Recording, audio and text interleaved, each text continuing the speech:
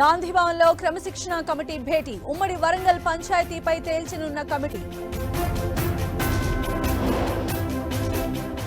ఎంతమంది పిల్లలు ఉంటే అంతమందికి తల్లికి వందనం ఇస్తున్నాం. చదువుకున్న స్కూల్ను గుర్తుపెట్టుకోవాలన్న సీఎం చంద్రబాబు.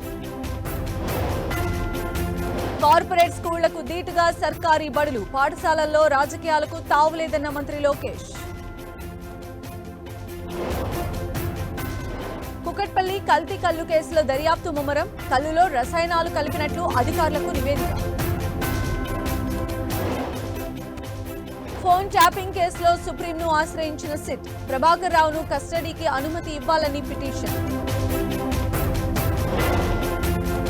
బీహార్లో ఓటరు జాబితాపై ఈసీ చర్యను సమర్థించిన సుప్రీం. రాజ్యాంగ ప్రకారమే ముందుకెళ్తున్నారన్న ధర్మాసనం. కేరళ తిరువనంతపురం యూనివర్సిటీలో హైటెన్షన్. ఆర్ఎస్ఎస్ భావజాలాన్ని రుద్దుతున్నారని డీవైఎఫ్ఐ ఆందోళన. హర్యానాలో భారీ వర్షాలకు రోడ్లు జలమయం. కిలోమీటర్ల మేర నిలిచిపోయిన వాహనాలు. దెబ్బతిన్న ఇళ్లు, ధ్వంసమైన రహదారులు. హిమాచల్లో పెను విధ్వంసం సృష్టించిన వరదలు. మహారాష్ట్ర బీడ్ జిల్లాలో కుంగిన రోడ్డు. బోల్తా పడిన లారీ. ఇంజనీర్లకు తప్పిన ప్రమాదం.